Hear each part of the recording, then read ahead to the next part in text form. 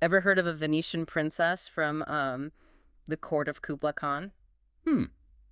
Sounds intriguing. Right. Get ready to dive into a story that blends history, mystery, and a brand new opera. Hao Dong, the Princess of the Venetian Lagoon. We're going behind the scenes with project proposals and bios Ah, fascinating. to understand how this creative team is bringing a fresh perspective to the opera world. What captivates me about this project is how it intertwines a lesser-known historical legend with these contemporary themes. Yeah. It's not every day we encounter an original opera aiming for global appeal while staying true to its Italian origins. It's a cool blend, for sure. So let's talk about this legend. We're dealing with the story of Marco Polo, the famous explorer, Right. supposedly captivated by Hao Dong, a princess in Kublai Khan's court. Right. Picture the scene, a marriage ceremony in Kublai Khan's court. Wow. It's like something out of, like, a storybook romance, right? Yeah, and that initial fairy tale feeling makes the opera's later turn even more poignant. Yeah. Hao Dong journeys back to Venice with Marco Polo, Okay. and that's where the story, well, it takes a darker path. Oh, interesting. Instead of a happy ending, we're faced with cultural clashes, a sense of isolation, and possibly some manipulative characters influencing Hao Dong. Yeah, fascinating. The opera's narrative depicts Hao Dong driven to such despair that she takes her own life No. in the lagoon. This tragic turn makes us question, what are the forces at play that push Hao Dong to this point? Right. Is it solely cultural isolation? Or does the opera hint at deeper societal issues at play in Venetian society? You've hit upon a crucial point. This is where the opera, I think, transcends a simple historical romance and delves into these really universal experiences. Love, loss, the struggles of adapting to a new environment. These themes resonate with audiences, I think, globally, making them question their own understanding of these concepts. It almost makes you wonder, could something like this have actually happened? Did a Mongolian princess really return to Venice with Marco Polo, her story lost to time? It's a question that sparks debate among historians.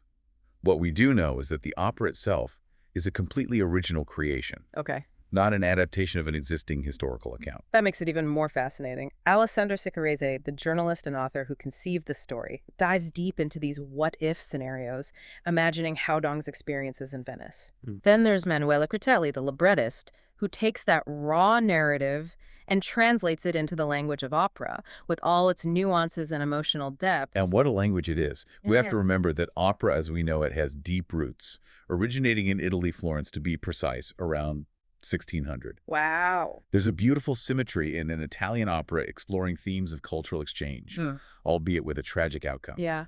Speaking of bringing this story to life, let's talk about the musical geniuses behind the project. Okay. We have Felice and Alessandra Severa, a composing duo with quite the resume, conservatories in Rome and Latina, collaborations with RAI, even Vatican Radio. Well, They're not just composing melodies, they're crafting an immersive sonic experience that will transport the audience from the Mongolian steppe to the canals of Venice. their involvement speaks volumes about this project's ambition, I think.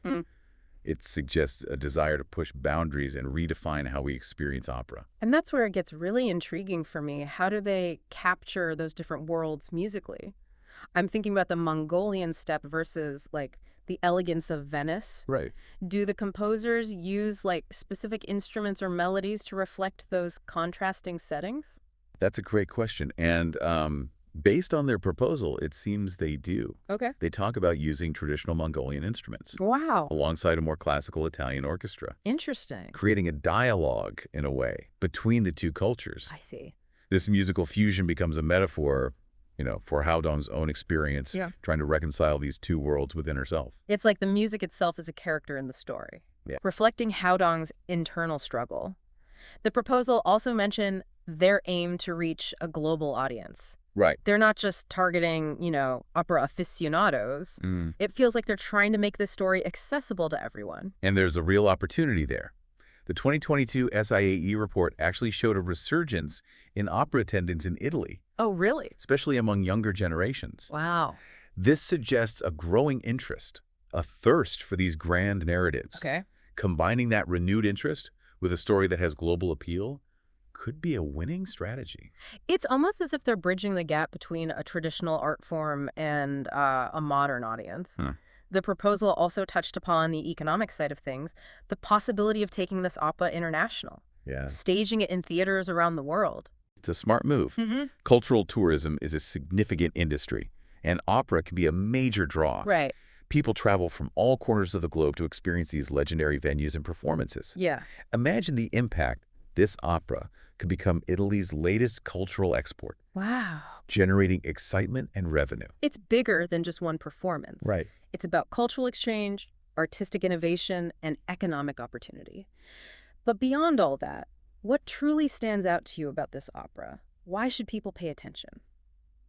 For me, it's the way it challenges us to kind of look inward. Okay. Hao Dong's story, regardless of its historical accuracy, forces us to confront these difficult truths about how we treat those who are different. The challenges of cultural integration, the dangers of isolation, the potential for manipulation when someone is seen as vulnerable. These are issues as relevant today as they were centuries ago. It's about holding a mirror up to society, Yeah. both past and present. It makes you think, in a world more interconnected than ever before, how can we learn from Hao Dong's story and foster better cross-cultural understanding? Precisely. And that's the power of art, isn't it? Its ability to spark conversation, challenge our perceptions, and hopefully lead to positive change. It's almost as if this opera is inviting us to find a different ending for Hao Dong. Yeah. A more hopeful outcome where cultural differences are celebrated and understanding prevails. Exactly. And that's what makes this piece so compelling, right? It doesn't shy away from tragedy, Right. but it also offers a space for, like, reflection, for imagining these alternative paths. Yeah. It prompts us to ask ourselves, how can we as a society create a world where stories like Hao Dong's don't end in despair, but in resilience and acceptance? Such a powerful thought. Thinking about our listeners today, in a world grappling with these similar themes of globalization and cultural exchange, I'm curious, how might Hao Dong's story resonate differently with them compared to audiences from, like, a century ago? It's fascinating to consider. A century ago, opera often served as a commentary on society, right? Yeah. Reflecting the values and anxieties of that era. Yeah. Today, in our interconnected world, audiences might bring, I think, a heightened awareness of cultural nuances Right. and the complexities of identity to the performance.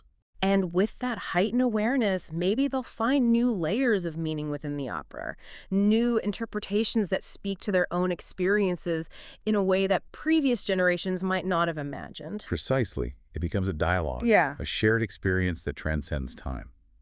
This opera offers us a chance to reflect, I think, not just on Hao Dong's journey, but also on our own. It's been quite a journey for us, too, diving deep into the legend, the opera's creation, and its potential impact. As we wrap up, it seems there's one final lingering question for our listeners to ponder. Okay. Can art like this opera, inspired by the past, truly help us navigate the complexities of the present and build a more inclusive future? That's something to reflect on. Thanks for joining us on this thought-provoking deep dive. We'll catch you in the next episode.